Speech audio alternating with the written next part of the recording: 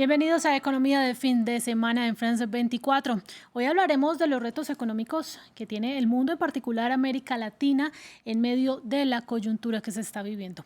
Una inflación al alza, las tasas de interés en el mismo sentido para combatirla, el cambio climático que ejerce presión sobre las autoridades para que tomen medidas urgentes, también los temores por el colapso de instituciones financieras en Estados Unidos que avivaron el fantasma de la recesión, ocupan entre muchos otros la agenda mundial. Invitamos para esta edición entonces a Alfonso García Mora. Él es el vicepresidente regional para Europa, América Latina y el Caribe de la Corporación Financiera Internacional. Este es el prestamista privado para el Banco Mundial. Muchas gracias por estar acá. Gracias a ustedes. Pues le pregunto, bueno, los sectores público y privado tuvieron esta semana los ojos puestos sobre el colapso de al menos 2 bancos en Estados Unidos. Eso ha puesto sobre las cuerdas a muchas empresas tecnológicas que tienen sus depósitos en pequeños bancos. ¿Qué tan saludable es el sector privado en América Latina y esas empresas tecnológicas, esas startups que tan de moda están por estos días? Bueno, buena pregunta, y yo creo que estamos ante una situación compleja.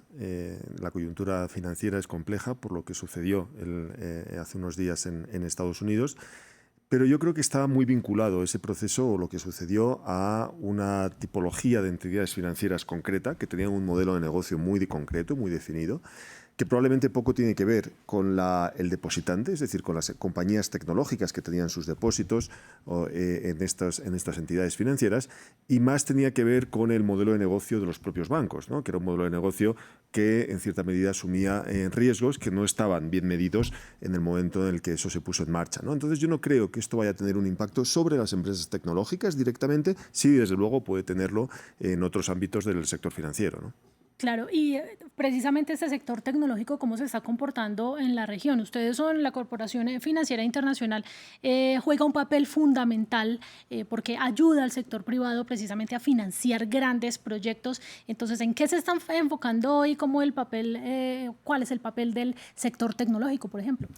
Yo creo que es un sector clave porque sabíamos que era un sector clave, lo viene siendo desde hace muchos años, sin duda, pero yo creo que con la pandemia nos dimos cuenta de que aquellas economías que estaban más digitalizadas, aquellas economías que tenían más soluciones tecnológicas para el acceso a servicios o a productos, fueron los países que mejor lidiaron con los impactos de la pandemia, ¿no? Y yo creo que como consecuencia de eso ha habido un incremento significativo de la atención pública, de las políticas públicas para potenciar la digitalización de las economías y expandir esa digitalización a todos los sectores, ¿no? Y ahí es donde las empresas tecnológicas obviamente están jugando un papel fundamental, porque América Latina, no hay que olvidar, está todavía lejos de donde debería estar en términos de digitalización. Hay un porcentaje elevado de la población que todavía no tiene acceso a banda ancha, que no tiene acceso a medios digitales, y eso obviamente limita su capacidad para acceder a educación, a servicios financieros, a sanidad, incluso a compras minoristas, ¿no? del día a día. Claro, Alfonso, y justamente usted hablaba de la pandemia y la pandemia cambió toda la manera de ver inclusive de empleados y empleadores. Esto cambió todo el empleo y la forma como la gente está trabajando. Se impulsó mucho el teletrabajo, pero también usted menciona que hay mucho por hacer todavía. ¿Se ha podido recuperar todo ese empleo que se perdió en la pandemia y cómo está cambiando ese panorama? Yo creo que en términos de empleo sí, se recuperó en gran parte, si no todo el empleo, depende algunos países han podido comportar de forma distinta, pero en media yo diría que sí. Pero yo creo que lo más importante y lo más interesante del impacto de la pandemia, lo primero, haber visto la resiliencia de la sociedad, ¿no? Es decir, si alguien nos hubiera preguntado hace 5 años, usted me hubiera preguntado a mí en un plato como este hace 5 años, ¿qué ocurriría si esto pasa? No, jamás hubiéramos pensado que los países y la sociedad hubiera respondido como respondió, ¿no? Pero yo creo que junto a eso, que es una buena lección aprendida de lo resiliente que es la sociedad, y los sistemas productivos. Lo segundo es lecciones positivas de la pandemia, ¿no? Es decir, aprendimos a trabajar de forma distinta, a ser productivos de forma distinta, a interrelacionarnos de forma distinta, y yo creo que esas son lecciones que no fueron un one-off, que no fueron cosa de un día y ahora volvemos a lo anterior, sino que realmente lo que hay que hacer es internalizar esos aprendizajes en la forma en la que hoy en día operamos. Implica absolutamente, prácticamente todos los sectores de la economía, ¿no? Claro, y la pandemia y después la guerra en Ucrania también nos trajeron otra cosa que fue la inflación altísima y todos los bancos centrales de la región elevando las tasas de interés para combatir esa inflación. Eso también nos trae un nuevo panorama para el sector privado. ¿Cómo está, qué papel está jugando las tasas de interés altísimas? Se acabaron los intereses bajos. ¿Qué papel están jugando esas tasas ahora en el sector privado? No, esto es clave la pregunta que me está haciendo, porque obviamente yo creo que es el gran elemento de preocupación en las reactivaciones de las economías, ¿no? En mis conversaciones con los ministros o con los altos ejecutivos de empresas, el coste de financiación es un problema porque ha aumentado de forma muy significativa, ya no solo por el nivel que tenemos, sino porque veníamos de más de 10 años con las tasas de interés en tipos bajísimos. Es decir, estábamos, como si dijéramos, mal acostumbrados, ¿no? Es decir, podíamos incluso haber internalizado que esa era la situación normal, y no lo era. Y eso lo que generó fue un endeudamiento en algunos países, en algunos sectores, en algunas empresas, excesivo.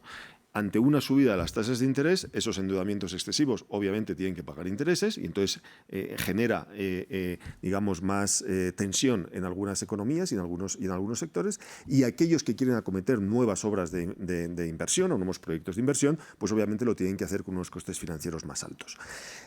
¿Significa eso que esto lo que va a generar es una recesión económica o una menor inversión privada? Mire, yo creo que lo que está generando es dos cosas. Una mayor necesidad de sector privado.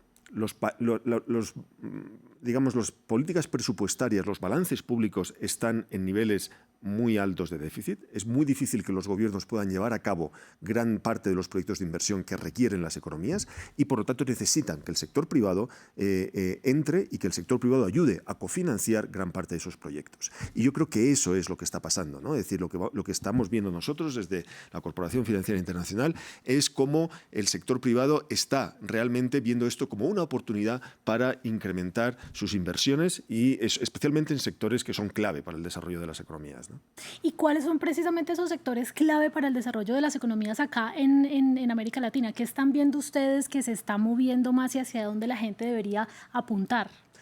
Miren, nosotros tenemos tres grandes objetivos en América Latina, ¿no? Uno, la inclusión. Como una entidad, una institución financiera de desarrollo, obviamente es clave. Y América Latina, hay que recordar, es la región más desigual del mundo. Es más desigual que África, es más desigual que el sudeste asiático o que Sudasia o que el Middle East. Por lo tanto, hay una agenda de inclusión que es fundamental seguir trabajando en ella. Y la agenda de inclusión está muy vinculada a lo que comentábamos anteriormente, la digitalización, que puede apoyar esa mayor inclusión. Y la inclusión es financiera, es social, es de colectivos que están más excluidos, es de género, es realmente generar una sociedad más cohesionada, ¿no? E inclusiva. Segundo aspecto, y eso genera muchas necesidades de inversión, sin duda alguna en digitalización, pero de nuevo, insisto, en todos aquellos servicios que pueden beneficiarse de la tecnología y de la digitalización. Por ejemplo, el e-health, sanidad online, ¿no? Eso está revolucionando porque ahora tenemos capacidad de llegar con soluciones sanitarias a zonas rurales que no tenían la capacidad de acceder, o educación exactamente igual, ¿no? Segundo ámbito, el clima, la sostenibilidad. América Latina no es para nada una de las regiones más emisoras en gases de efecto invernadero. No es una de las causantes, digamos, o no es una de las mayores causantes del climate change, ¿no? Del cambio climático, los efectos del cambio climático. Pero sí va a ser una de las regiones que más se va a ver impactada por los efectos negativos del cambio climático. Y por lo tanto es necesario invertir en adaptación. Es necesario adaptar los sistemas productivos, adaptar la agricultura, adaptar el consumo de agua de las ciudades, de los ciudadanos, adaptar la forma en la que construimos, en las que edificamos, porque lo que viene es serio y la ONU lo lleva diciendo desde hace muchos años. Señores, los efectos del cambio climático ya están aquí, los estamos viendo, todos los años tenemos catástrofes climáticas y lo peor está por venir. Por lo tanto, es muy necesario hacer esas inversiones en clima. Y el tercer ámbito es la productividad. América Latina sigue teniendo un problema de crecimiento empresarial. Y ahí es donde el IFC, la Corporación Financiera Internacional, también sigue apoyando al sector productivo para conseguir que las empresas continúen incrementando su crecimiento y en cierta medida la productividad y competitividad de sus países.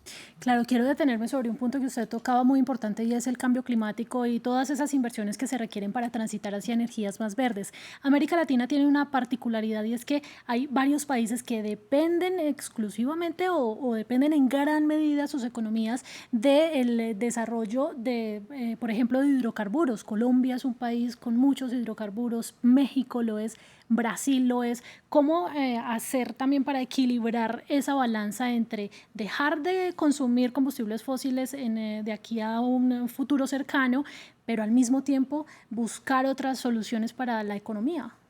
Yo creo que esa es una pregunta clave y es obviamente un objetivo primordial de la corporación financiera, apoyar en lo que denominamos la transición energética, ¿no? Es decir, esto no es algo que cambie de la noche a la mañana, no podemos asumir que cambiamos nuestra forma o nuestros inputs energéticos de la noche a la mañana, pero sí existe un camino, tiene que existir un camino, tiene que existir una agenda de poco a poco ir reemplazando las energías más contaminantes por aquellas renovables, ¿no? Y América Latina tiene una oportunidad espectacular, porque la biodiversidad y la capacidad de generación eléctrica mediante fuentes renovables que existen en América Latina no existen en muchos otros lugares del mundo, ¿no? Y yo creo que es un proceso que tenemos que seguir apoyando y que tenemos que impulsar de forma, digamos, incluso más ambiciosa, ¿no? Por darle un ejemplo, el hidrógeno verde, ¿no? Es una nueva tecnología energética que puede revolucionar en gran medida el consumo energético en el mundo, ¿no?